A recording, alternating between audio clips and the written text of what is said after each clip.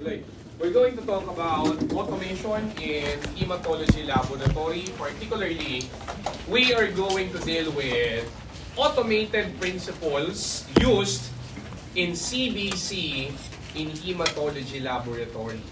So if you have any questions or clarifications, just raise your hand. Okay? And then next week, again, as I've announced last week, next week, we'll still meet, okay, for supplemental discussions, especially when we deal with computations. In the laboratory, if I may ask, are you through with hemoglobin? Yes. Hematocrit? Yes. Reticulocyte count? Yes. So, you know the computations already sa retics?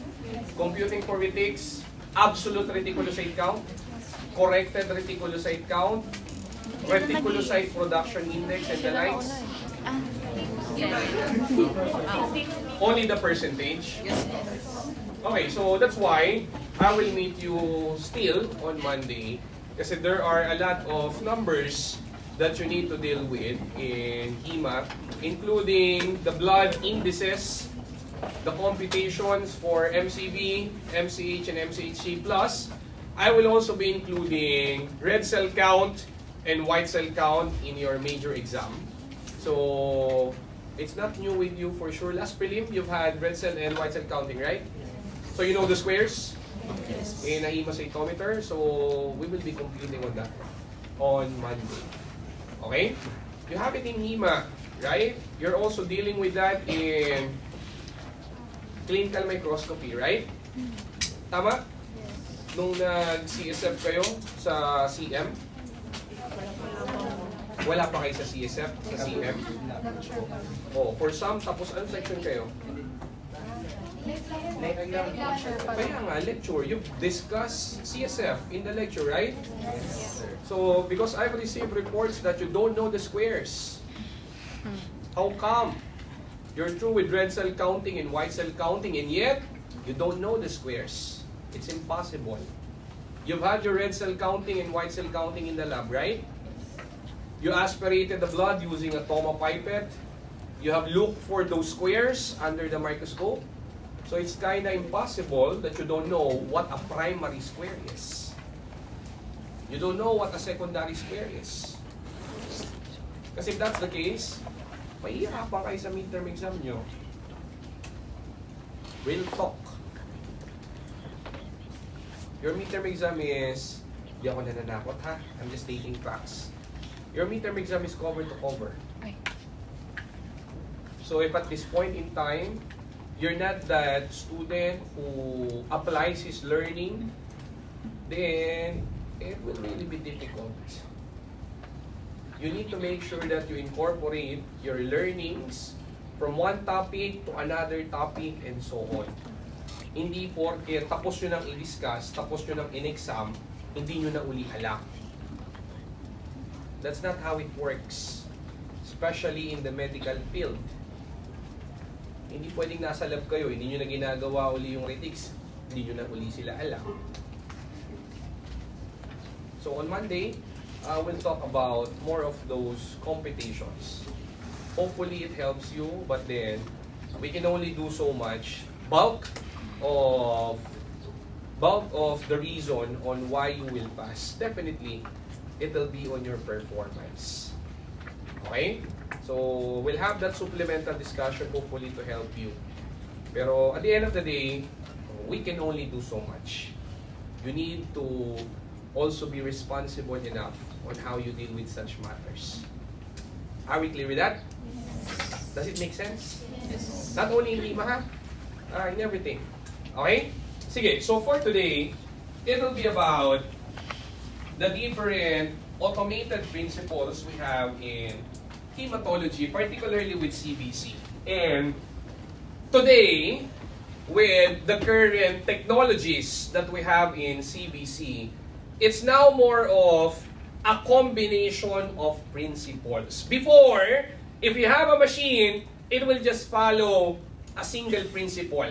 But because of different developments in technologies, no wonder a single machine today will then incorporate multiple principles. It's now more of a combination of principles so we can then better identify sales, more accurately identify them, and more accurately count them. So today, it will be more on those principles, and we will highlight two. We are going to highlight electronic resistance and optical scattering or light scattering. But before that, as an additional lang, aside from these two principles, in current hematologic analyzers today, machines may also use the principle of conductivity. Or in books, if not conductivity, it then refers to radio frequency. So when you say radio frequency or conductivity, what you are measuring here is the internal structure of your cells.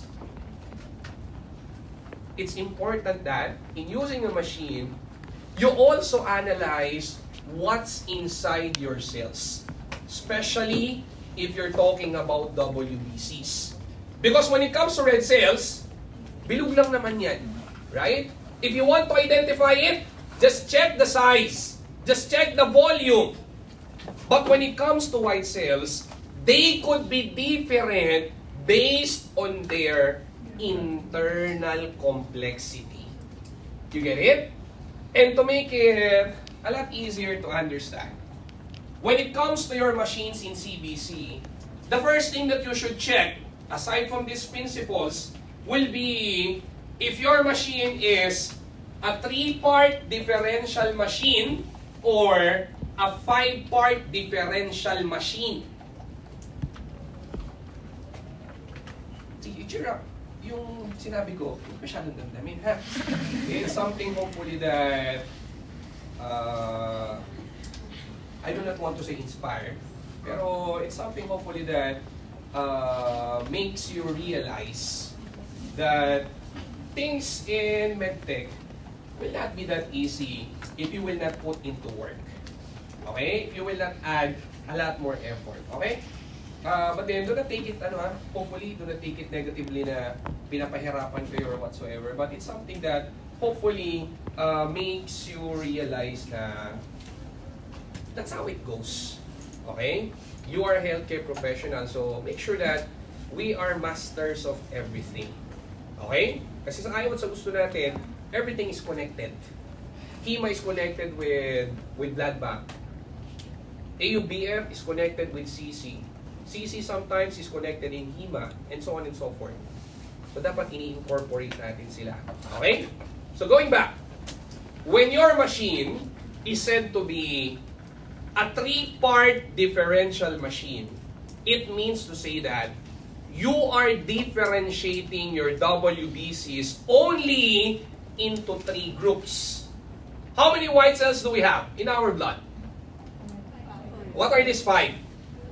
Neutro, eo, baso, monocyte, lymphocyte, right? So when you say, sir, my machine is a 3-part differential machine, I only classify my white cells as monocyte, lymphocyte, and granulocyte.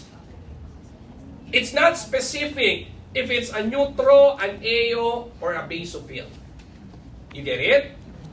Pero when you say, my machine, sir, is a 5-part differential machine, that's the time that you further classify your granulocyte as neutro, eo, and baso. So pag inad nyo yun, 5 sila.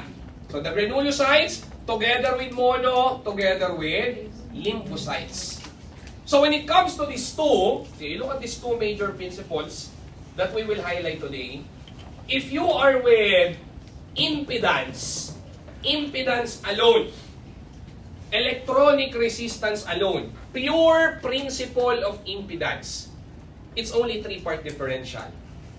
Kasi what you do there to identify your cells is just simply measure their volume. If you want to know if it's a red cell, if it's a platelet, if it's a monocyte or a lymphocyte, what you check is the volume of the cell. And how do we relate the volume into its physical characteristics again? The volume is directly proportional to the size, right? So if it's pure impedance, I'm only after differentiating my white cells into 3. But then, if I will pair impedance plus conductivity with radio frequency, that's the time my machine becomes 5-part differential. How come? Kasi as I've said, in conductivity or radio frequency, you also measure the internal structure of your cell, the internal complexity, so that you can further identify if it's a neutro, an AO, or a basophil. You get it? Then one more thing, ito, medyo mas advanced pa. Another principle that you can add among these things is fluorescence. Have you heard the term? I'm sure you've heard this from me. You heard the term flow cytometers? Later, we'll talk about that. But with flow cytometers, it's with the principle of fluorescence. What you do in fluorescence is, you have your cells, and you will add stains so you can better identify a particular structure of your cell. For example, you want to check for DNA, you want to check for RNA, you want to go with antigens. You can then use a flow cytometer using fluorescence. Do you recall that, diba, we keep on saying that CFUs, colony forming units, all of them looks the same? Tama?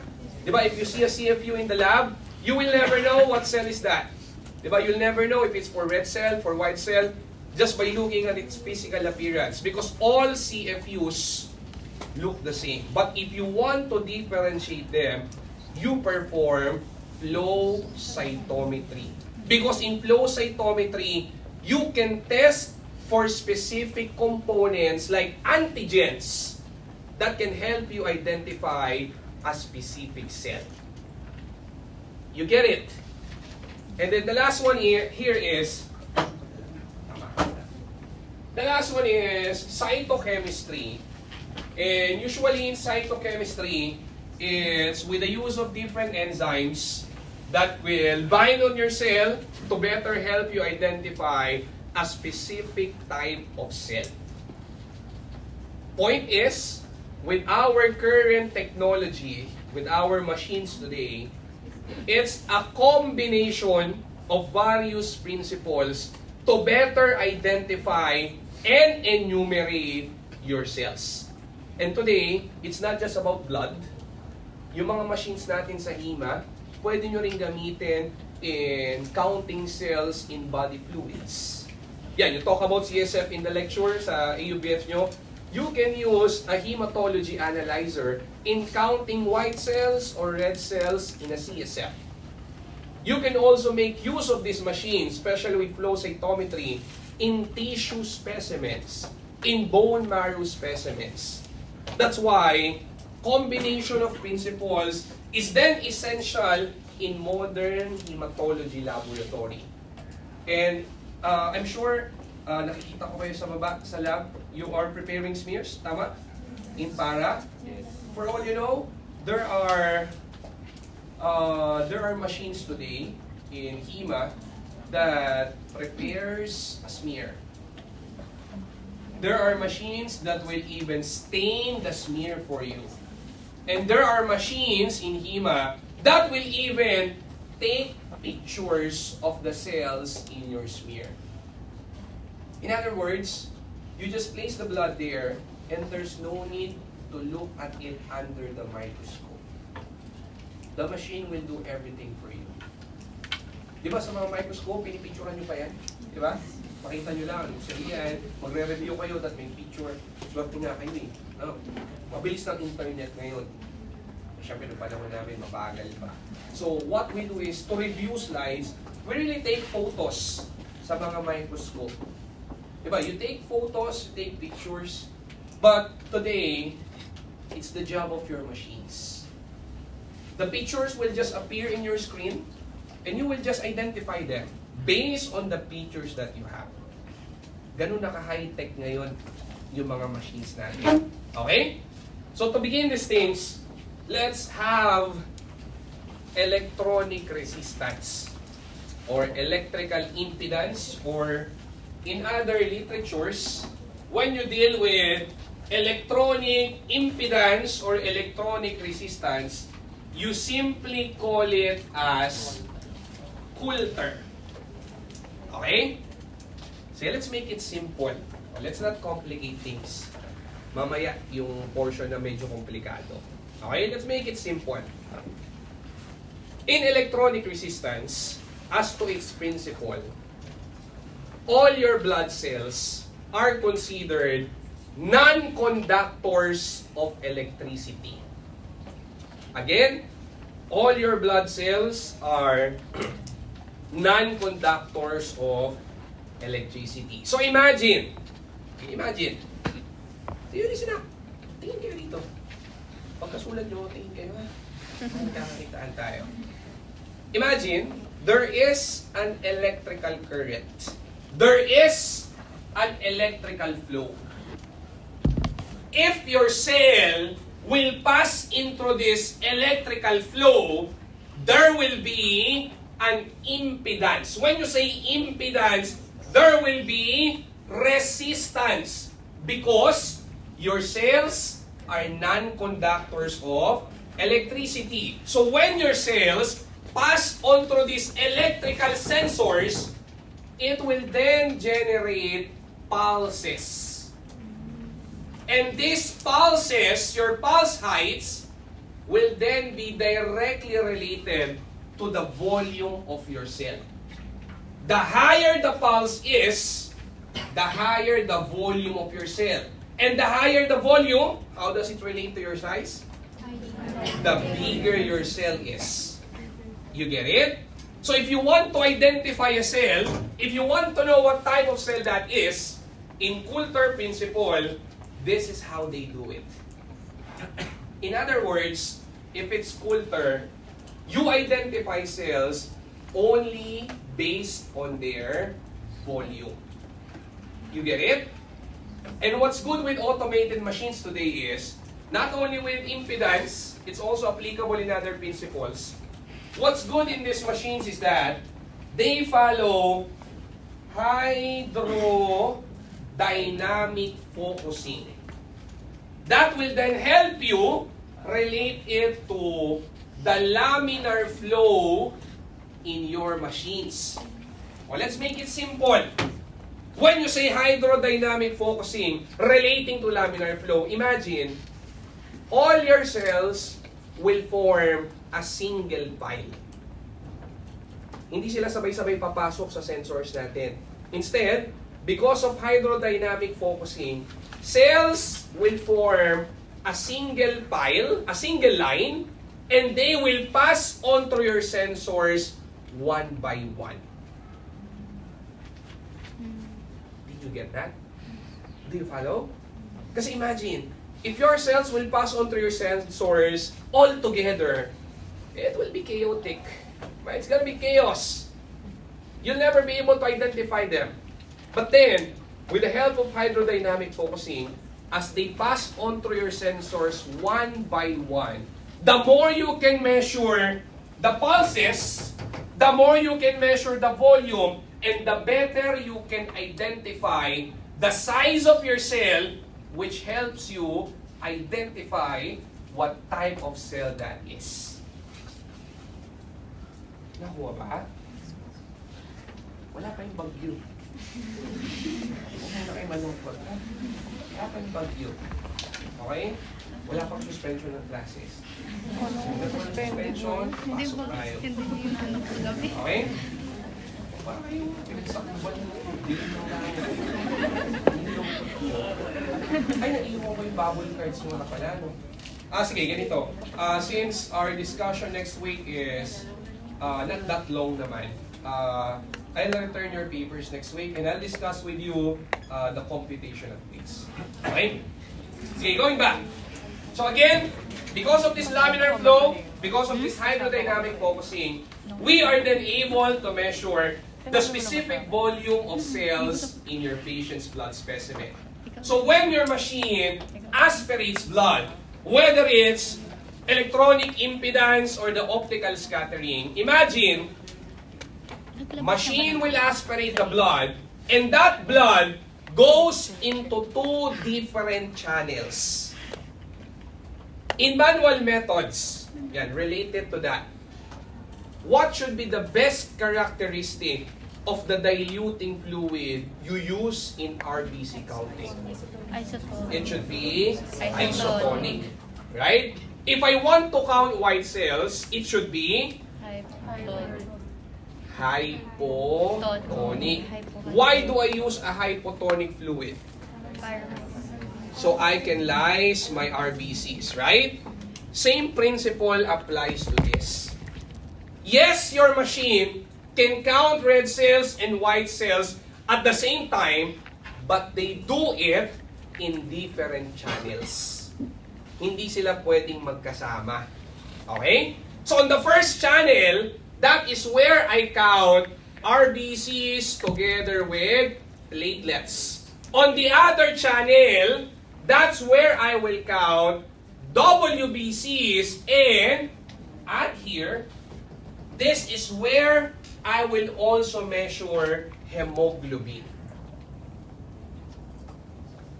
You've had hemoglobin measurement in the laboratory, right? Tama? Okay, question. What do you think is the reason on why white cells and hemoglobin are counted on the same chamber? De la Cruz. Who is De la Cruz? Who's De la Cruz? Laura. Sino to? O Iha, stand up. What do you think?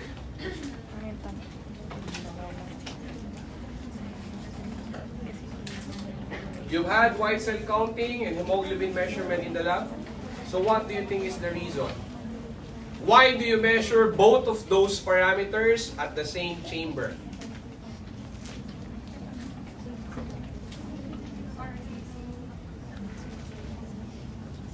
Why?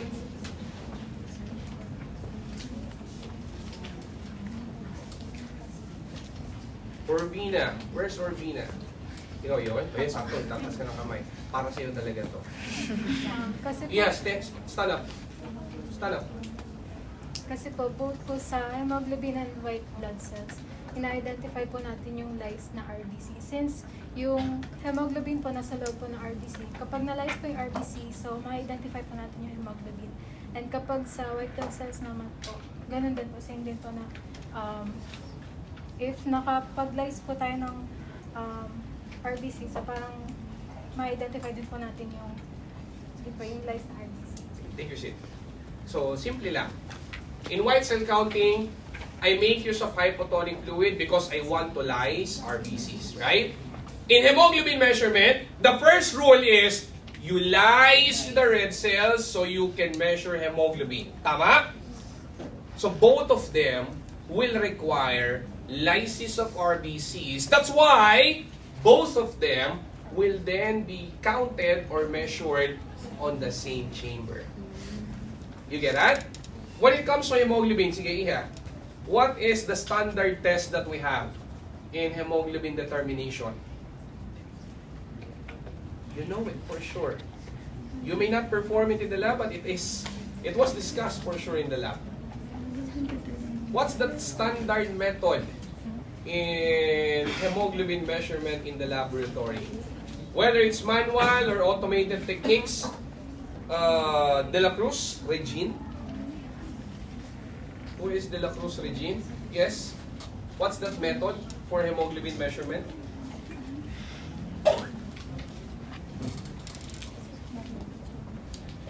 What's that? Vallejo. Who's Vallejo? Oh, Mr. Vallejo. MCHC, sir. Method for hemoglobin measurement. Using Drabkin's reagent. How do you call that? Acid hematine. You did not use Drabkin's in acid hematine. You made use of 0.1 normal HCl in acid hematine. That is? Sir, osmotic fertility. That's not osmotic fragility. A method for hemoglobin called cyan-med hemoglobin. Alam mo naman pala. That's the only standard we have in CBC. Well, that's what I'm saying. Diba? Alam nyo naman pala, nagawa nyo naman pala, pag tinanong, I don't know, ba't hindi nyo nasasagot? Point is, you look at this slide here, my red cells and my platelets are counted on the same chamber and they will be identified based on their volume. So if my cell passing on through the sensor is measured anywhere between 2 to 20 femtoliters, automatic, your machine will count it as platelets. Higher than that, 36 femtoliters and above, automatic, it will be counted as red cells. And that's where the problem lies also. Imagine, sige, Iha, you tell me. Imagine, if my platelets are giant, what do you think will happen to my platelet count? High, low, or just the same? What will happen to my platelet count if my platelets are giant? Kasi hindi makakount ng machine. High. How will it become high? Yeah, based on that one. Process it. Normal lang ba? Analyze it. Hindi lahat, mababasa nyo lang dyan. You need to process it. Tataas po yung Bakit tataas yung platelet count mo? Kasi normal lang. Take your seat. Imagine, if your platelets are giant, what will happen to your volume? It will be giant nga, hindi lumaki siya, right? So kung lumaki yung cell nyo, tataas ang volume, tama? It's directly proportional. So imagine, if my platelets volume become higher, will it be identified as a platelet? No! So what happens to my platelet count then? Will it be higher or lower? It will be lower. Right? Imagine, if your platelets are giant, obviously, it will be higher than 20 femtoliters. Your machine will only count it as a platelet if the value is anywhere between these numbers. You get it? Mamaya maraming ganung tanong, ha? Hindi lang sa platelet yan. And mind you, that's how they ask questions lately in the board exam. Wow. It's not A for apple. You need to process it. Sige, Iha, how about if my red cells are microcytic? What will happen to my platelet count?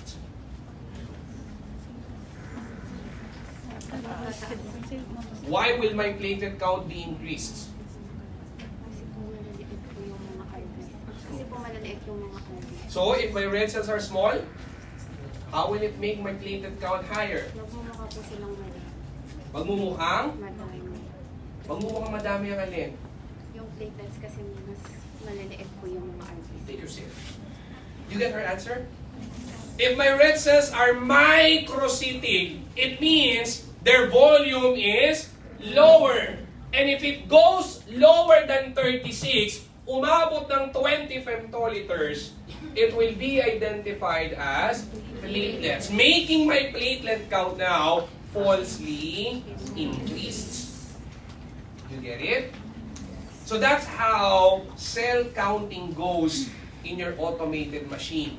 Then on the other chamber, to know if it's automatic, sa pangalawang chamber, if it's more than 35 femtoliters, automatic, you count it as white cells. So from 35 to 90, it will be identified as lymphocytes. If it's 90 to 160, identified as monocytes, and higher than that, it will be identified as granulocytes. You may be wondering, monocytes are the largest in the blood, right? But because of the internal components of your cells here, it appears that their volume is higher. That's why their values here are higher. So to differentiate your cells in culture, it all goes down with their volume, or it all goes down with their size. And in your machines, this is what you will see. On the left side, you have there an oscilloscope. That will tell you the volume of your cells. Look at that one. Ano yung mga volume ng mga blood cells doon sa may specimen mo? There's 92, there's 94, and so on and so forth. And then if you want to know the relative number of a cell with a specific volume, you want to know ilan yung 80 femtoliters, ilan yung 90 femtoliters and the likes, you can plot it in a histogram. Okay? So that one will tell you the volumes of your cells, and this one will tell you the relative number of your cells depending on their volume. And remember, machines definitely are helpful in the laboratory. Diba? They make our work a lot more convenient. Diba? They make us a lot more efficient in the laboratory. But definitely, there could also be some loopholes. There could be some problems or errors that may be encountered. That's why there will always be continuous development with these machines. It's not always perfect. Okay? Dapat, mas magaling pa rin tayo lagi sa machine. Okay? Sumasablay din ang machine natin. That's why, regularly, machines need to be calibrated. Diba? Machines need to undergo preventive maintenance checks. And every day, we run control materials. Right? We test control materials. As a general rule, the moment you step foot inside the lab as the medtech, the moment you go into that section in HEMA or in Chem, let's say, the first thing you need to do is to run control materials.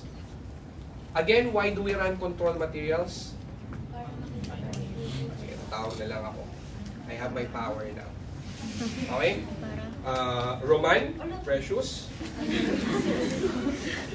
Miss Roman. Why do we test control materials again in the laboratory?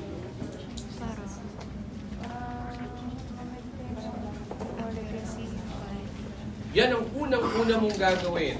Pumasok ka ng lab, pumasok ka ng HEMA, yan ang unang-una mong gagawin. Run controls. Why do you do it?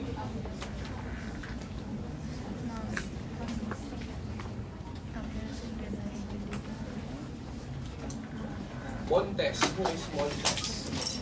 Yes, miss. For standardization po, kasi mali na po yung control, how much more pa po yung mga tests. So, hindi po siya pwedeng i-run yung specimen if mali na yung control.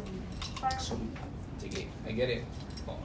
Meaning to say, you run control materials to check if the machine and or the reagents you are using are in good condition or not.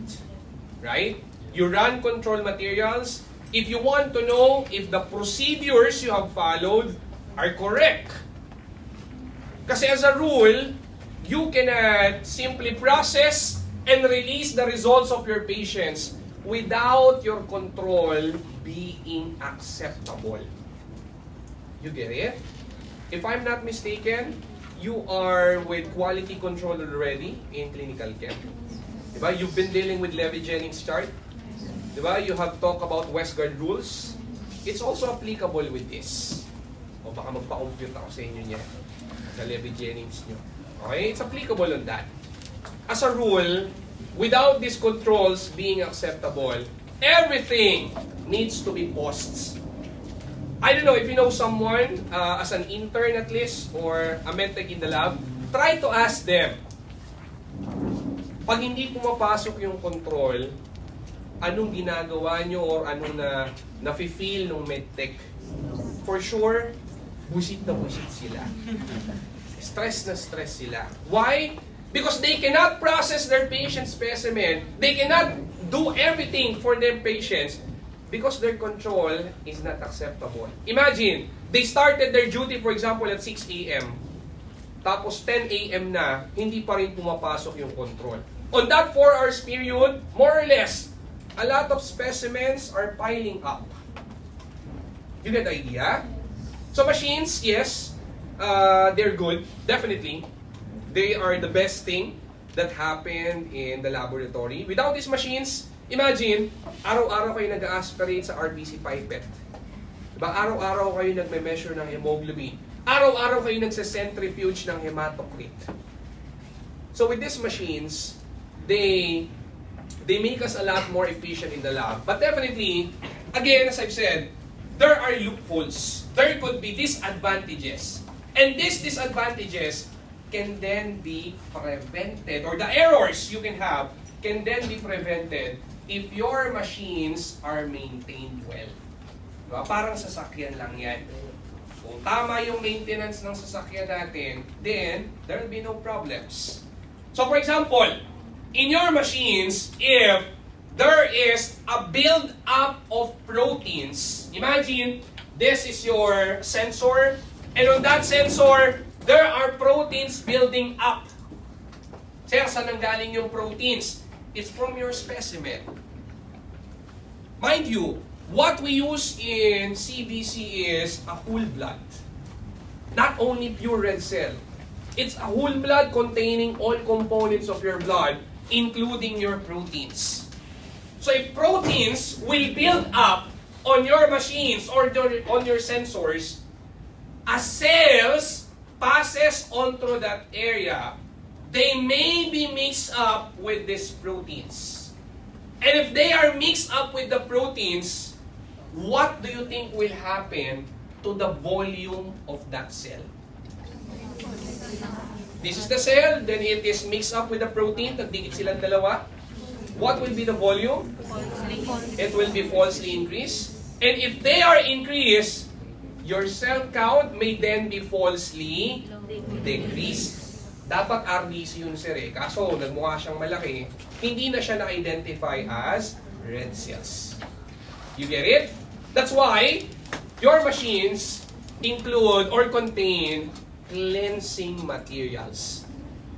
They are programmed to have regular cleansing of the system to make sure that we can avoid this protein buildup, we can avoid cell carryover.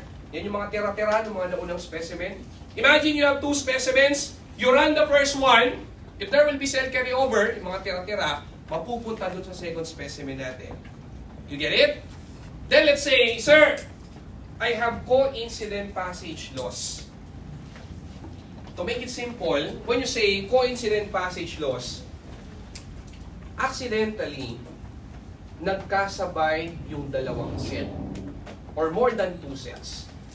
Supposedly, it should only be in a single file, right? Isa-isa lang ang pasok. But then, for some reason, there's the passage of multiple cells in your sensors. First is, what will happen to the volume of that cell? Nagkasabay yung tatlo. What will happen to the volume? It will be higher. And since nagsabay-sabay silang tatlo, what will happen to the cell count? Yan siya. Nagtikit-tikit yung tatlo. So what do you think will happen to the cell count? Tataas or bababa?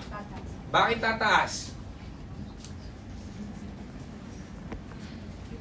Imaginein mo, tatlo kami. Sabay-sabay kaming pumasok sa sensor. Ilan lang ang mabibilang mo kung ikaw yung machine? Dikit-dikit kami, sabay-sabay kaming pumasok. What will happen to my cell count? It will be decreased. Since we pass on through the sensor at the same time, we will be counted only as one, making your cell count falsely increased. You get it? Cell counting could also be affected by the deformability of your red cells. It could be affected by the apertures, and sometimes, for some reasons, a cell passing onto your sensor and leaving the sensor goes back to your circulation again. Nabasa mo na, tapos bumalik uli siya sa sensor. What will happen to your cell count? It will be falsely increased. You get it? So in Rodax, these are the factors that could greatly affect your cell counts if you are using Coulter principle. If you notice, it's all about the volume. Kasi Coulter alone is based on the volume of your cell. Okay? The other one is optical or light scattering. In Coulter, again, the principle is a cell passes onto that electrical flow, it impedes the current and creates pulses. Tama? In this one, imagine I have my cell. In this one, in optical scattering, as light passes onto my cell, light will be scattered at different angles that will help me identify my cell. And this follows laser technology. Laser, which means, familiar sa meaning ng laser? Light amplification. Light amplification by emitted radiation. So with my laser, as light passes onto that cell, then light will then be scattered. And that scattering of light will then help you identify specific characteristics of your cell. Pag sinabi natin light scattering, it's the sum of those three there. Diffraction, bending of light around small angles. Refraction, bending of light because of a change in speed. And reflection, yan siguro self-explanatory. Reflection is? Reflection is? Turning back. Tama? Turning back to the source. But point is, as light passes onto that cell, it goes into different angles. It is scattered into different angles. And if that angle is with low angled light, 0, then 2 to 3 degree, what you measure is the volume of your cell. Again, for the nth time, volume is directly related to the size of the cell. Okay?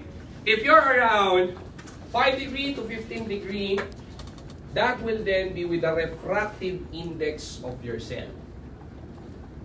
And what makes optical scattering a lot better compared with Coulter is that you also have this orthogonal light scatter. Sometimes, because of the degree, because of the angle, sometimes ang tawag natin dyan is right angle light.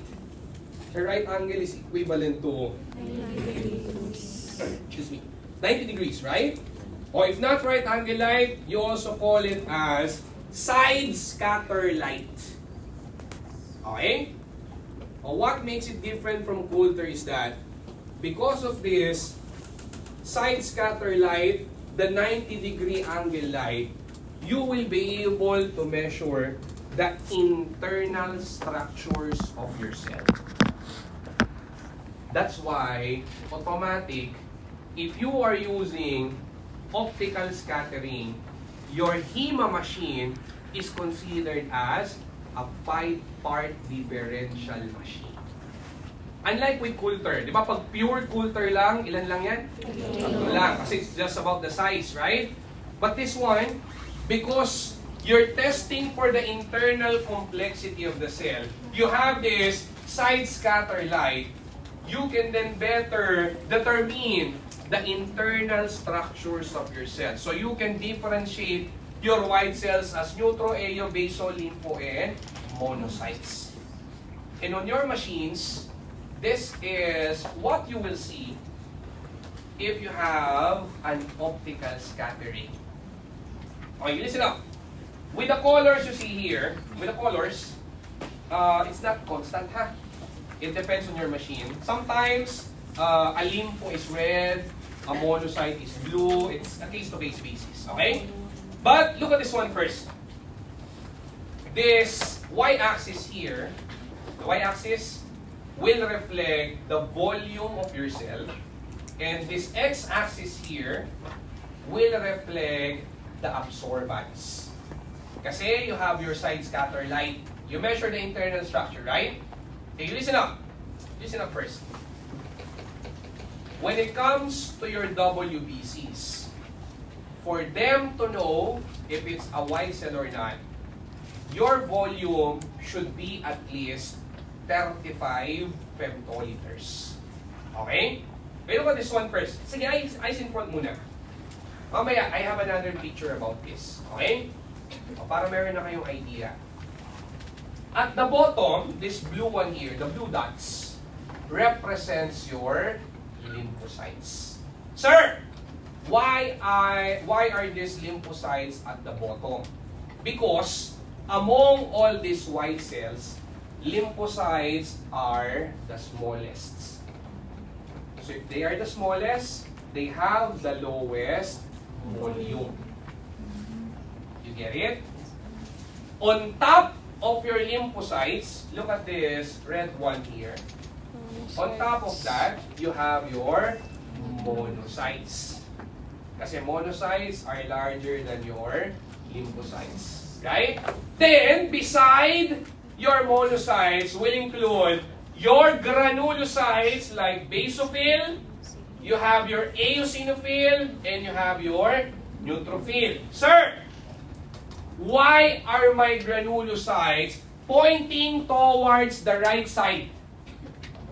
What makes them different from mono and lympho is that they have granules inside. And based on its absorbance, the more you have granules inside, the higher your absorbance will be. That's why they are pointing towards here at the right side. You get that? Again, if you look at this y-axis, that reflects the volume. Then the x-axis will reflect its absorbance. Mind you, this kind of pictures is the one that appears in the local board exam. Bibilugan lang nila. Kunyari, imagine, all of these are black and white. Imagine, all of these are black and white. Meron lang doon, bilog. Pag ang binilugan nila, for example, is the one at the bottom, you are referring to lymphocytes. You get the idea? And with this one, with multi-angle polarized scattering, it follows algorithms. Okay, o parang ano lang, parang social media. It follows algorithms. And depending on your stains, depending on your machine's program, your cells are colored. So looking at the colors alone, which cell on that picture is the most abundant? Yellow. Yung color, anong color? Yellow. Yellow. And yellow here on this picture, yellow here represents picture sila yung pinakamarami. You get it? So parang applying in practice, if you are using this kind of machine, and you look at the scatter plot, if you see that lots of them are pointing to the right, and lots of them are aggregating on that volume area, then it means siya yung pinakamarami. O you just need to follow anong cell siya. And again, it's color-coded, ha? In machines, it's color-coded. But there's no specific color. It's not always blue for lymphocytes. It's not always yellow for neutrophils. Is that clear? Look at the one below your lymphocytes. I am sure hindi na yan masyadong kita sa likod, but below are non-WBCs.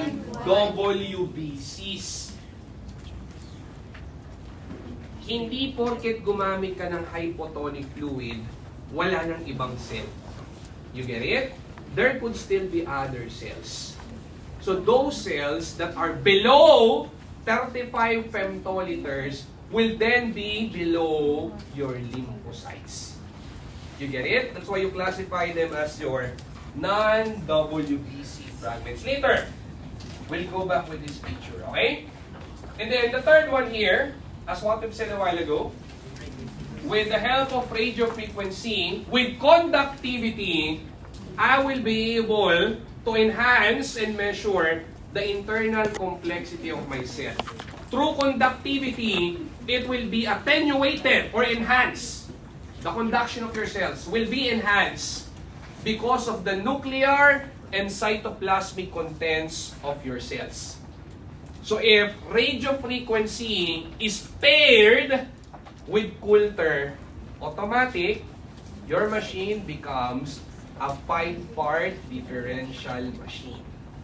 So my radio frequency here, tandaan, is paired with Coulter. So the more you can identify the internal complexity of your cells. Is that clear? Maliwanag ba? Okay, let's go to the exciting part.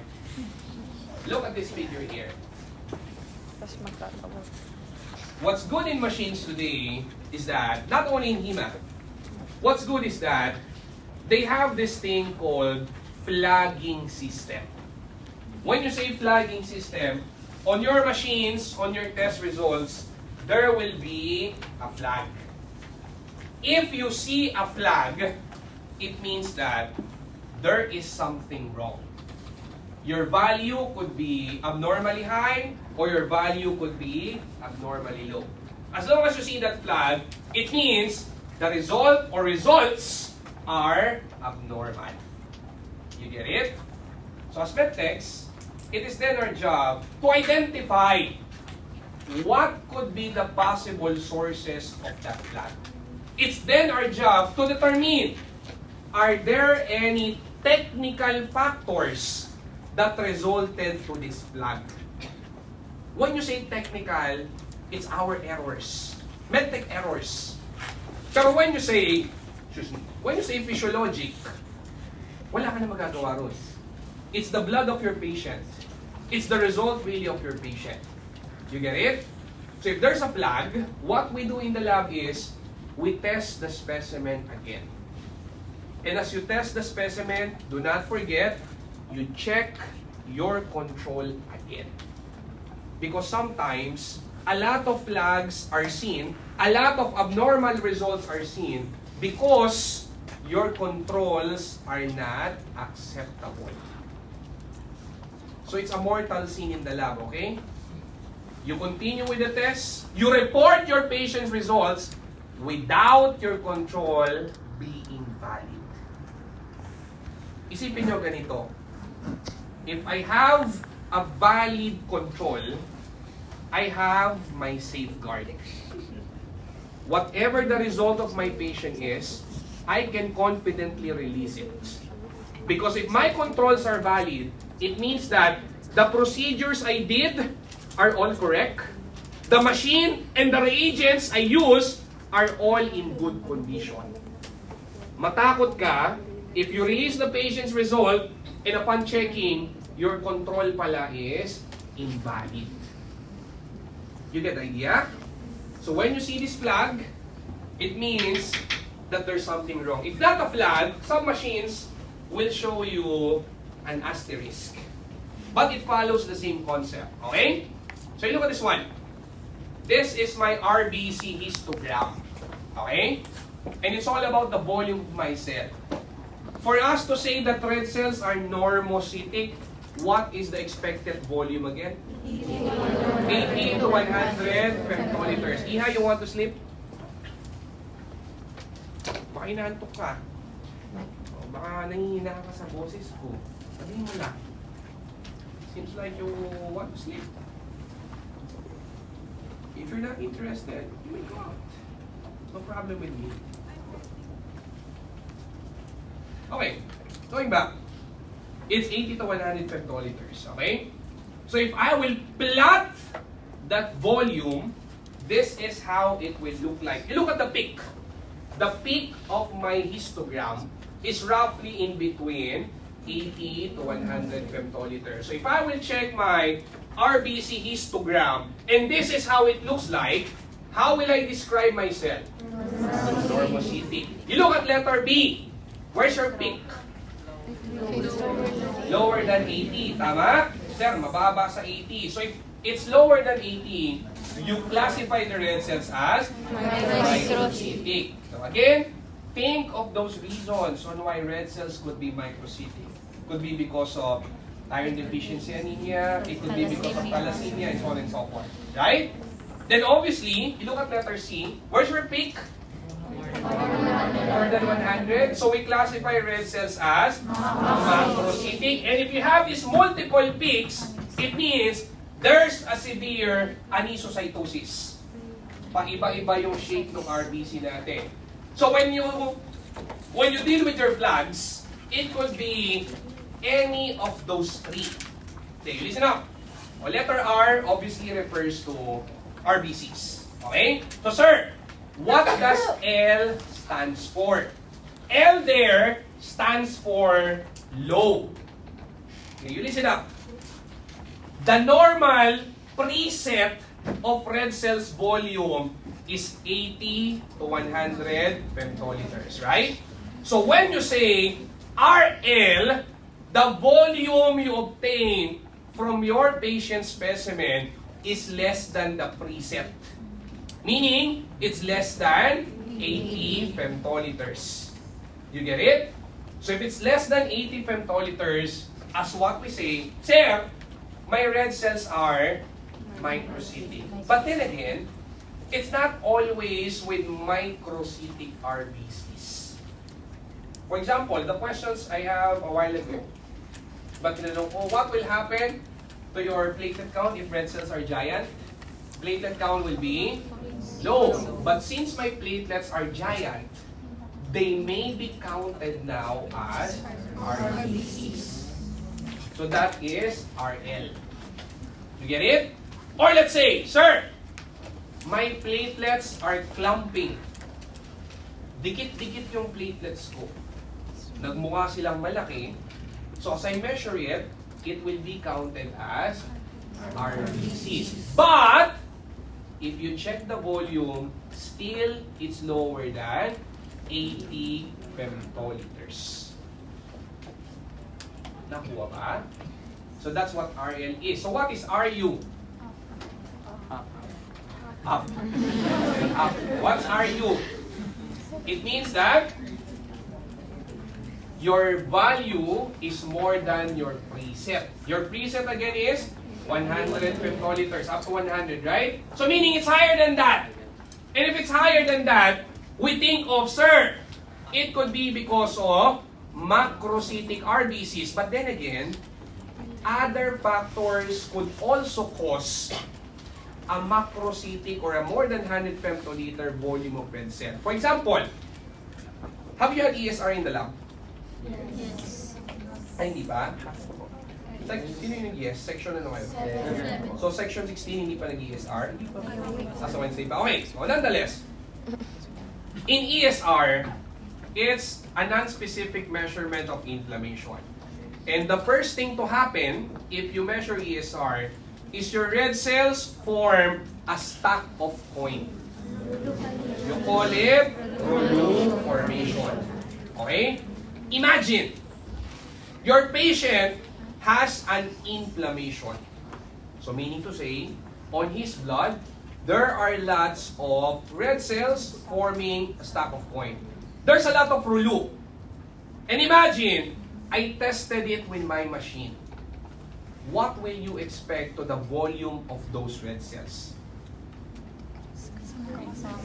It's higher. Bakit? Kasi yung red cell mo, magkakadikit, patong-patong. You get that? So you exceed 100 femtoliters, so that will give you a flag, and that will be on your RU. You get it? Or let's say, you have here cold agglutinides. Cold agglutinides mean you have antibodies reacting best at cold temperature, causing agglutination of RBC. In Rulu, this is how your red cells look like. Diba? They form a stack of coin. In agglutination, it's aggregated. There's no specific shape. Dikit-dikit lang sila. So if red cells are agglutinated, obviously, what will happen to your volume? It will be higher. It will be higher than your preset. So, it will be part of that RU flag. Just for your information, last March 2024 board exam, that was the exact question. Among the following choices, which of them resolves to RU? Inflammation or Rulu formation. Then you have their cold agglutinins, and you have their RBC agglutination. You get it? Tanong yun. Exact question. It will not be the same word. Hindi ko alam yung mismong tanong. But then, it's the exact concept. Which of them resolves to an RU? Nakuha? And that's how I will ask questions in your exam, ha? Board exam. I'm giving you tips, okay? I'm giving you a heads up. Nakuha ba? Mamaya, marami pa dyan. Okay? Then when you say FP, this is FP, you have multiple peaks, or that could be seen in different types of anisocytosis, like in iron deficiency anemia, in thalassemia. You can have severe anisocytosis causing that multiple peak. Okay? Then you look at platelets. This will be your platelet histogram. Ayan, if you're paying attention a while ago, in your machines, what is the expected preset of volume for them to be counted as a platelet? 2 to 20 femtoliters. In reality, the normal volume of your platelet is only around 6.2 to 10.2. Normally, that's normal. But in your machines, if it's 2 to 20, it will be identified as platelets. Okay? You look at this one here. Sir, pasok naman siya sa 2, pasok din naman siya sa 20. But then, if your graph looks like this, if your histogram looks like this, it could possibly indicate that giant platelets are there. Kasi on the standard basis, hanggang 10.2 lang ang platelet natin. You get it? So if there's a high peak in your 20 femtoliters volume, it could indicate giant platelets. So just like with red cells a while ago, PL will mean low, meaning it's lower than your preset. And kailan tayo sir makakakita ng PL? You see that if there are cell fragments. Yung mas maliit pa sa red cell, sipin nyo, mas maliit pa sa red cell, mas maliit pa sa platelet rather. Cell fragments, yung mga sira-sirang portion, cell debris. You can also have that if there's a lot of bacteria in the patient's blood. Because those small structures may then be lower than your preset. If it's PU naman, pag malalaki, lumalabas yung platelet natin. And that happens if you have platelet clumping, if you have giant platelets, or if your RBCs are microcytic. Nakuha ba? And this is your WBC histogram. This is what I showed you a while ago, right? Or to make it easier, you look at that figure. Diba? On the y-axis, you measure the volume. On the x-axis, it's all about absorbance, right? Since my lymphocytes are the smallest of all white cells, they will be at the bottom. On top of them will be your monocytes, and then on the right side will then be your granulocytes. Dito, wala lang sa picture ha, pero nandito ang basophils. Okay, somewhere here. If you notice, sir, why are my eosinophils on the latter part higher absorbance? Because eosinophils have larger size granules. Mas malalaki yung granules niya. So sila yung nandun sa dulo. O you look at this figure naman. This is the normal. This is the abnormal. Sometimes in your blood, abnormal white cells could be seen. There could be abnormal lymphocytes. As a rule, in hematopoiesis, true with white cells, as they mature, their size decreases. So if this is an immature lymphocyte, it is an immature monocyte, automatic, it will be on the top. Kasi pag immature, mas malaki sila. Tama? O you look at this one. Beta-myelocytes, myelocytes, those are immature forms of neutro, eo, and baso. Tama? They are still at the top because they are bigger, but they are on the right side because they also contain granules. So their absorbance could also be high. You get it? So when it comes to the flags, I'll try my best na makapaglabas ng picture sa exam yun na dito, ha? I'll print it first. Seriously, I'll print it first and I'll check if it's identifiable. If it's something identifiable naman, then isipin nyo, magbibilog lang ako ng isa dyan. Then you identify anong cell ba yun. Okay? Then, going back, these are the different flags. R1 and AG flag are almost the same. So it could be associated with abnormally sized WBC. With WL, mababa yung volume because of the preset. And it could be true if your platelets are clumping. If your platelets are aggregated. And then WU, if there is severe leukocytosis. Sobrang taas na ng ano, sobrang taas na ng WBC count mo. Kaya nag-a-appear na yung WU. Okay? And then with R1, it could also be something questionable, ha? Something questionable, especially if it's lower than your lymphocytes. You look at this one. NRBCs. Red cells do not have nucleus, right? But sometimes, there are abnormal red cells in the blood containing nucleus. Problem is, if it's a red cell that contains nucleus, whether it's manual or with automated machine, they are not lysed by hypotonic fluid.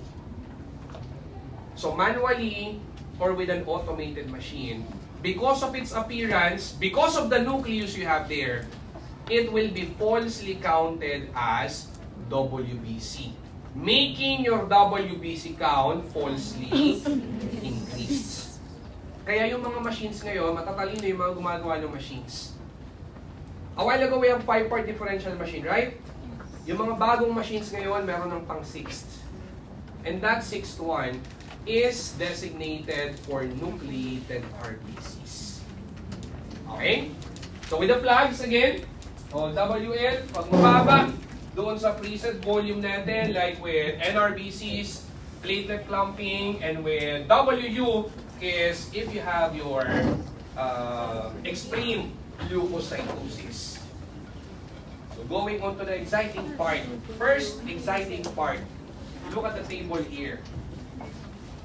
These are the different tests we commonly perform in the laboratory. This is Rodax. Okay, look at this one. Do not include reticulocyte counts. It's not part of CBC. To be clear? Again, do not include reticulocyte count. Okay?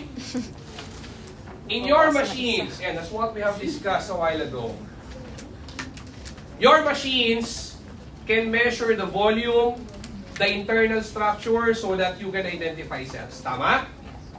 But not all numbers in CBC are measured by your machine.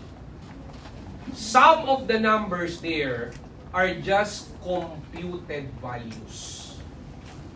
For example, Hematocrit. How did you measure hematocrit in the lab? O kaya nga, paano nyo measure? Macro or micro man yan. How did you measure hematocrit? Merong?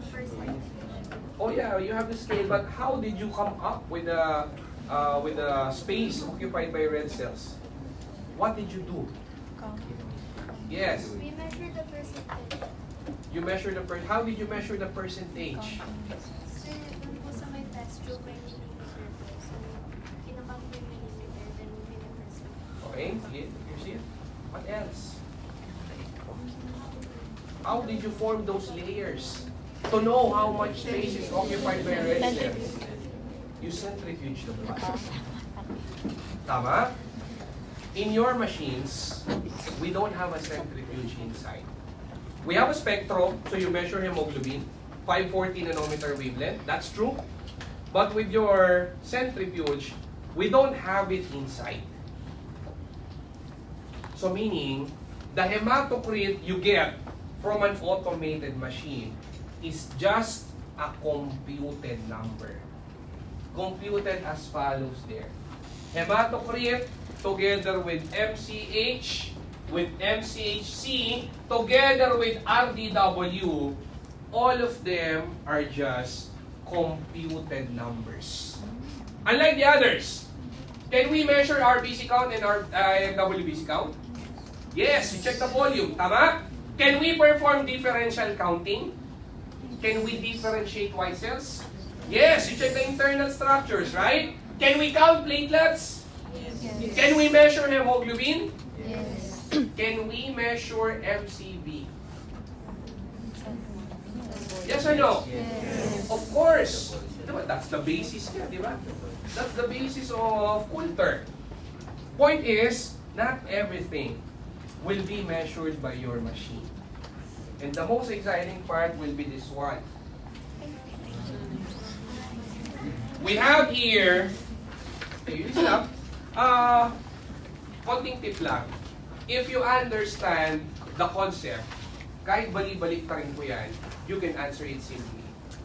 We have here the different factors affecting your CBC, and we have here the different parameters that are affected. For example, sige rin sila. Ito, binanggit natin ito kanina. Binanggit natin si cold agglutinase. In a cold environment, those antibodies will agglutinate your red cells, right? If red cells are agglutinated, what happens to your volume? That's why your MCV is high. And since they are agglutinated, what happens to your cell count, RBC count? It will then be low. You get it? And because they are aggregated, your MCHC, magmumukhang mataas yung MCHC natin. Nakuha yun? Or let's say, ito, binanggit natin kanina, lysis-resistant RBC. How do you call it again? Nucleated RBC. Tama? If there's a nucleated red cell, automatic, your WBC count becomes increased. And because it resists lysis, it then makes your hemoglobin falsely elevated. Nakuha? How about hemolysis? Okay, without looking at that one. Your specimen is hemolyzed. What happens to your RBC count? Of course, it will be low. Right? And since my red cells are destroyed, it seems like it occupies more space in my blood. So your hematocrit becomes increased. You get it? So that's how I will ask questions in your exam. Huh? Please, do not just memorize them. Mababaliw kayo, mahirap i-memorize yan. But rather, try to analyze what made these values become increased or become decreased. Kasi in that way, kahit ikot-ikutin ko pa yan, I'm sure you can understand or you can answer it. Okay? And then last one for today, we have here flow cytometry. Okay, you call it flow because there will be transportation of your cells by flowing system. And pag sinabi natin flow cytometry, remember, it is always paired with light scattering. Sir, anong pinagkaiba nilang dalawa? When you simply deal with light scattering, wala nang iba. The ones we have discussed a while ago. You just simply identify the type of the cell and you count them. Tama? Is it a red cell? Is it a neutrophil? Is it an AO? That's what you do. Tama ba?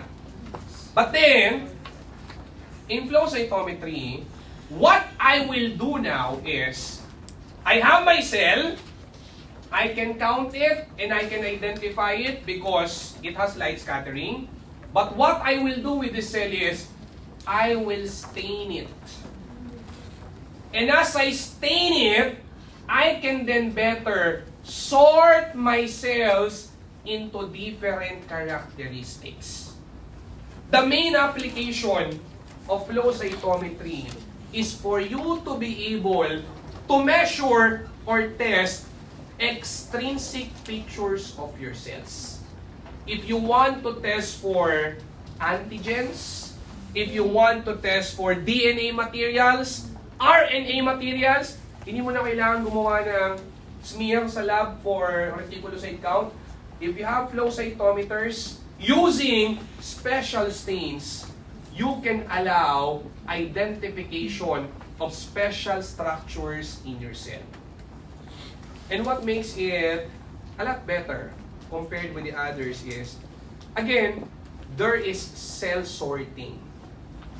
Kung ano yung gusto kong examine na cell, by using special stain and using special antibodies, I can separate them.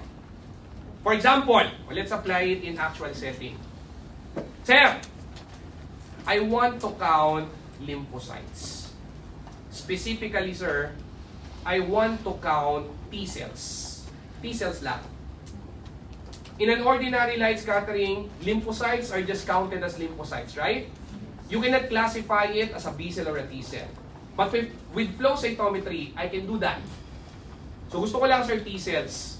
Kasi, sir, I want to count, I'm sure by this time you're familiar, I want to count CD4 and CD8 positive T cells. CD4 are the helper cells, CD8 are, so in application, we count them so we can check or evaluate patients with AIDS. You know AIDS? May mga meron ng severe HIV with AIDS, okay? Normally, your helper cells, T helper cells, are higher compared to your cytotoxic T cell. Your CD4, CD8 ratio, generally 2:1 yan. Pero pag meron kang AIDS, bumabaliktad yung number. Nagiging ano na lang, let's say 0.5:1. That's why the patient becomes immunocompromised. So if that's something what you want, if that's something of your interest to specifically identify cells, to specifically count cells, you want to demonstrate antigens, you can go with flow cytometry. And it has 3 basic parts. You have your, sulat nyo na lang, 3 basic parts will include fluidics, as in fluids. You have fluidics. Second will be optics. And third will be electronics. Fluidic, optics, and electronics. So fluidic is more for the transportation of your cells.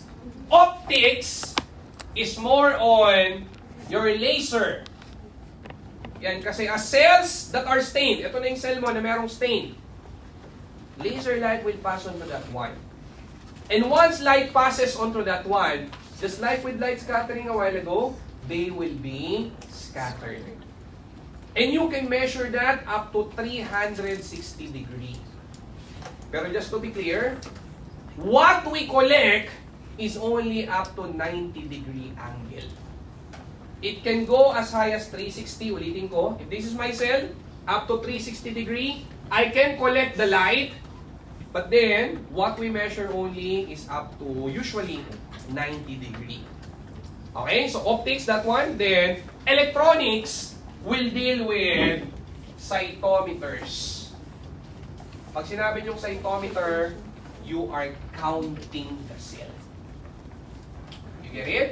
Those are the three basic parts of a flow cytometry. So, to make it simple, when you say flow cytometry, you can measure both the physical and the chemical characteristics of your cells.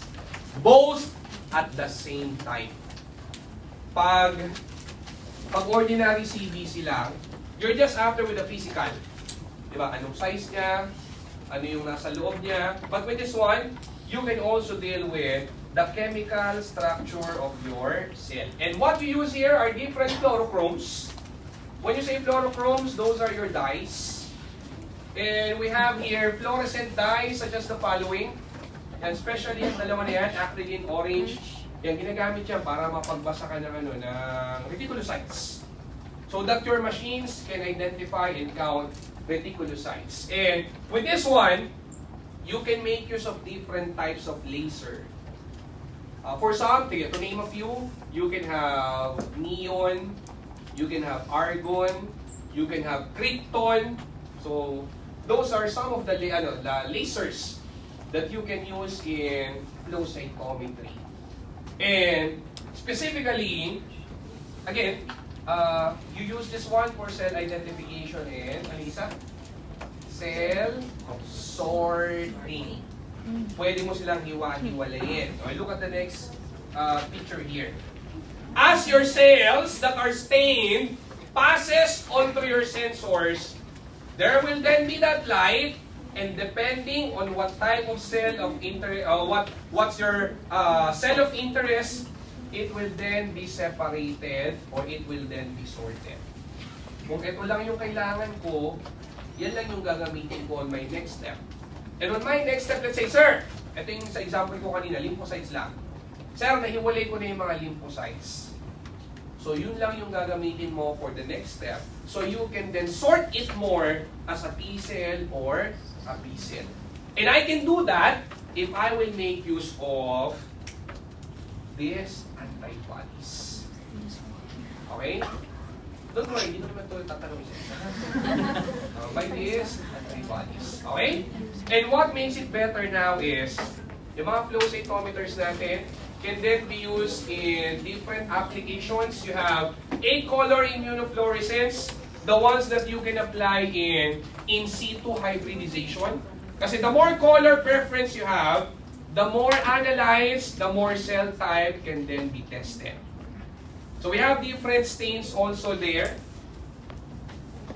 We have stains like, ang pinaka-common dyan, don't worry, dadaanan nyo yan sa sa immunoserum nyo. Pinaka-common dyan is PITC, fluorescein isothiocyanate. That is the most common fluorochrome that we use in flow cytometry.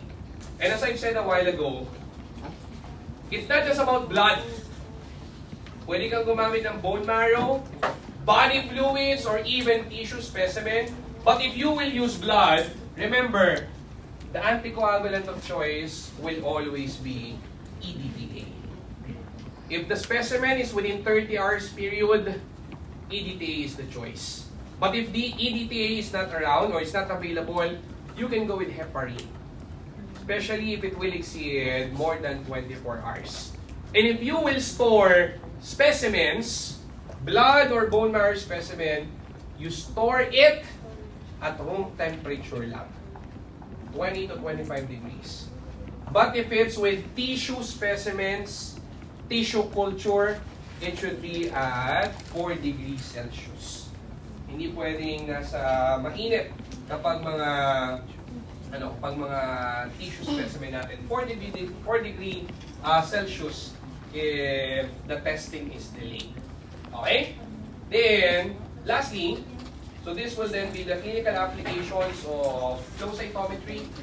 And as mentioned, especially with this one, measurement of T cells for AIDS analysis. So, to make it simple, pag sinabi natin flow cytometry, with the help of light scattering, you can measure the intrinsic characteristics of your cells. When you say intrinsic, you deal with the volume and you deal with the internal structure, the nucleus and the cytoplasm, the granules. In flow cytometry, if I will add stains, how do you call the stains again? Fluoroprobes. If I will add these stains, I will be able to measure the extrinsic features of my cells. Example, specific antigens present on my cell. So the better I can identify and differentiate them. Okay? Then, just to sum it up, this will be the different advantages of an automated machine. Yeah, that's what we have mentioned. It's more efficient and more cost effective, especially if you are the lab manager. But definitely, there will also be some disadvantages. But with these disadvantages, remember, you can always prevent possible errors caused by the following if your machines are regularly checked up or maintained properly. Okay? So with that, next week, meeting ulit tayo, ha? Bring your calculators so we can compute lots of numbers. And then, there, let's go.